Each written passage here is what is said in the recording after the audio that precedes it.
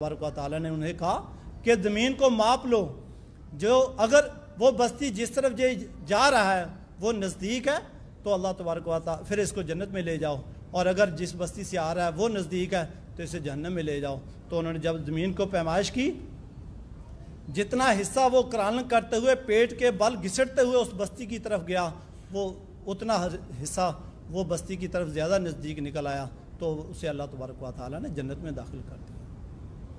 یعنی اللہ تبارک و تعالیٰ انسان کے گناہوں کو معاف کرتا ہے۔ ایک صحابی عقبہ بن عامر کہتے ہیں، اے اللہ کے نبی، نجات کس چیز میں ہے؟ تو آپ نے فرمایا وَلِسَانُكَ رَطْبٌ بِذِكْرِ اللَّهِ، کہ تیری زبان ہر وقت اللہ کے ذکر سے تار ہو۔ اللہ اکبر، سبحان اللہ، الحمدللہ، استغفر اللہ، ہر وقت یہ کہتا رہے، کیونکہ جنتی جو ہوں گے ان کی ہر سانس کے ساتھ سبحان اللہ، الحمدللہ، اللہ اکبر نکلیں گے۔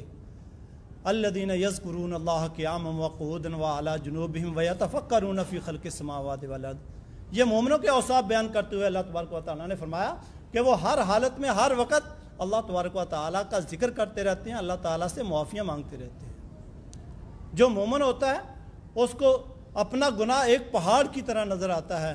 اللہ کے نبی صلی اللہ علیہ وسلم نے فرمایا ان المؤمن، بے شک مومن آدمی، یرا ذنوبہ، وہ اپنے گناہوں کو ایسے خیال کرتا کانہ تحت جبل، گویا کہ ایک پہاڑ کے نیچے ہے۔ جس طرح میں نے صحابہ کے واقعات آپ کو بتائے کہ ان کے دل میں احساس تھا، اسی لیے وہ اللہ کے نبی کے پاس آ کر بخشش طلب کرنے لگے کہ آپ بھی ہمارے لیے معافی کی دعا کریں۔ لیکن جس کا ضمیر مردہ ہو چکا ہوتا ہے وہ گناہ کو ایسے سمجھتا ہے گویا کہ ناک کے اوپر مکھی بیٹھی ہوئی ہو، ایسے اڑا دیا کہ نہ کوئی طاقت لگی اس کو اڑانے میں، نہ کچھ ہوا، یعنی گناہ کو وہ گناہ نہیں سمجھتا۔ صحابہ اور ان کے بعد کے تمام لوگ جب بھی ان سے کسی قسم کی بھی کوئی غلطی سرزد ہو جاتی تو اللہ تبارک و تعالیٰ ان سے وہ معافیاں مانگتے، اللہ تبارک و تعالیٰ ان کو معاف کر دیتے۔ یہ اللہ کی رحمت ہے کہ اللہ تبارک و تعالیٰ نے توبہ کا دروازہ کھلا رکھا ہوا ہے۔ حتیٰ کہ قرآن کو جب شروع کیا تو شروع میں ہی 2 مرتبہ اپنی رحمت کا ذکر کر دیا، بسم اللہ الرحمن الرحیم۔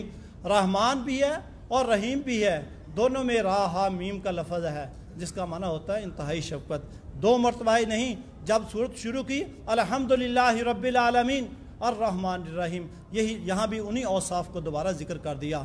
رحمان کا مطلب ہوتا ہے انتہا درجے کا رحم کرنے والا۔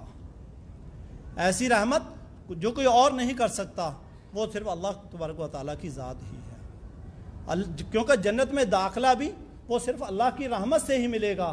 اگر کوئی کہے کہ مجھے میرے اعمال جنت میں داخل کر دیں گے، اپنے اعمال کی بنا پر انسان جنت میں داخل نہیں ہو سکتا، صرف اللہ کی رحمت سے ہی داخل ہو سکتا ہے۔ آپ صلی اللہ علیہ وسلم نے سے بھی پوچھا گیا، اے اللہ کے نبی، کیا آپ کو بھی آپ کے عمل جنت میں داخل نہیں کریں گے؟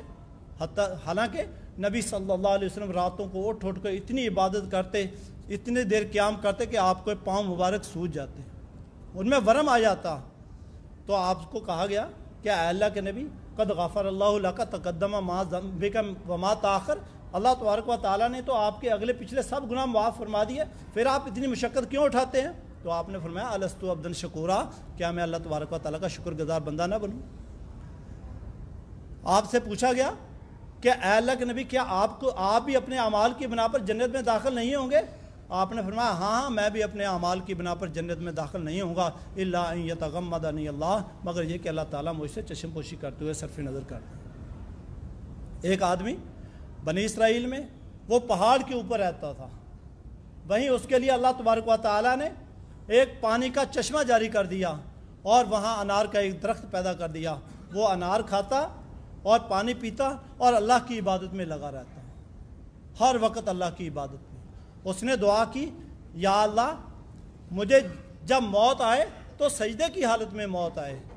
تو اللہ تبارک و تعالیٰ نے اس کی دعا قبول کی، اور دعا قبول کرنے کے بعد تو اسے سجدے کی حالت میں موت آئی۔ اللہ تبارک و تعالیٰ کے سامنے اس کو پیش کیا گیا، تو آپ نے فرمایا میرے اس بندے کو لے جاؤ اور میری رحمت سے جنت میں داخل کر دو۔ وہ کہے گا یا اللہ، میں نے پوری زندگی کبھی تیری نافرمانی کی ہی نہیں، ہر وقت میں تیرا ذکر کرتا رہا، تیری عبادت کرتا رہا، کوئی گناہ میں نے کیا ہی نہیں، مجھے میرے اعمال کی بنا پر جنت میں داخل کیجئے۔ تو اللہ تبارک و تعالیٰ کہیں گے میرے اس بندے کو واپس لے آؤ۔ جب